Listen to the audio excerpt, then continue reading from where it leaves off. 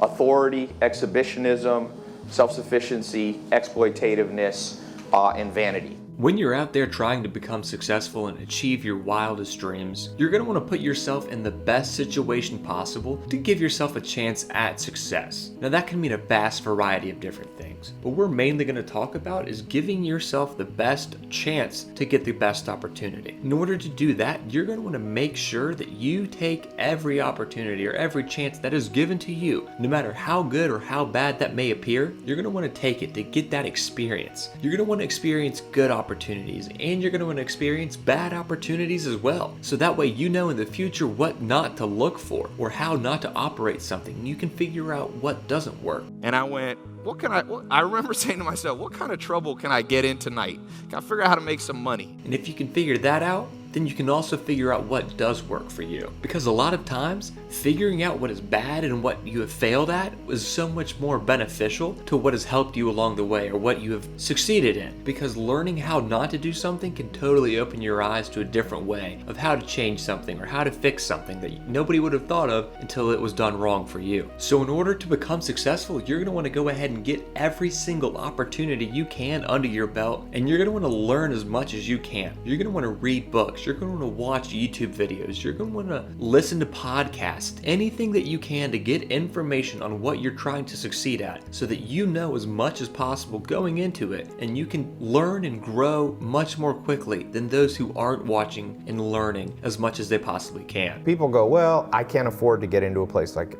Beverly Hills.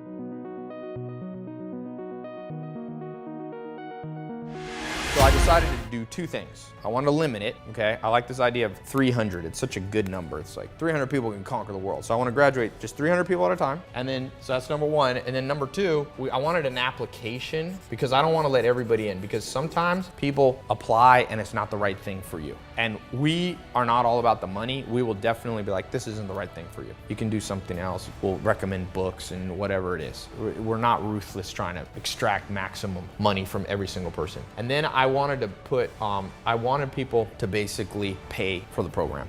1 year ago, almost to the day, I launched the 67-step program, which has kind of gone global and been this huge thing, even though I tried to limit it to little test groups of 100 in different cities and stuff like that. But all those people who got in early, it's like early bird special. I always do that special because you always want to reward people who take action, because those will be the coolest people for you to be around. And my life now is more around lifestyle. Like, I'm not broke anymore like I was. So like, if I don't like to be around people, one of the biggest takeaways that I ever had in life, and by the way, listen to this, especially if you're trying to make more money and raise your income. Scientists have studied the biggest factor, what makes people successful, not just with money, but in life in general. One of the things is awareness. And I'm not going to talk about that now. I've recorded on this what I learned about awareness. You know, I'm flying home now from the farm. Number two, interchangeably as important as awareness, is something called conscientiousness, is a subset of conscientiousness. So what I want to talk about for 1 second is, if you want to make more money, you raise your conscientiousness. Not just work harder, not just get a better college degree, not just get a better diploma, piece of paper.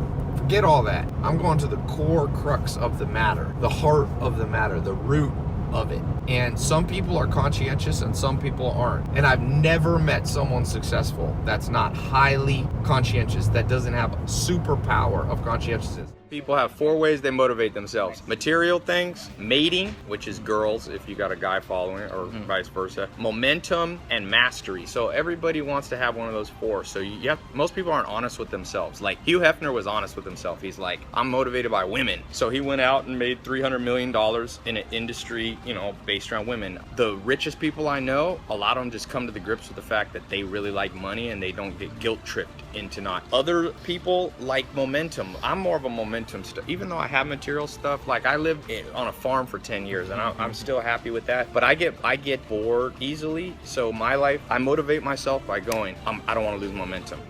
And then the 4th one, mastery. Some people love status, you know, and if you're a person that likes status, you like to go out, people look at you and stuff like that, then you motivate yourself and you say, the reason I'm gonna get out of bed today is because I'm never gonna be a celebrity laying here in bed. Some of you go, you love women or you love dating or whatever, you go, girls don't like broke guys. If you want to do big things in life, you have to follow this thing I call the law of 33%. So you spend 33% of your time around people with less accomplishment with you. Those are people maybe you mentor, you help, right? Then you spend 33% of your time around people who are on your level. Those become your friends, people you smoke cigars with. But the last 33% is what's missing in education and society. It's where you spend 33% of your time around people 20 years ahead of you, shadowing them. A few years ago, I made a list, like everybody that you think of as great people. Albert Einstein, Stephen Hawking, Bill Gates, Mark Zuckerberg, Jeff Bezos, Warren Buffett. And I was like, some of them went to college, but I was like, what's a common thread that they all have? And found out that Albert Einstein bumped into this guy, I think his name was Max Levinson, who was a mathematician, an older mathematician. Every Thursday, he would go to lunch and talk math with this guy from age 16 on. And as I went through the list, I found in the top 40 people that you could say have done big things in our time, I think 39 of them attribute a lot of their success to mentors.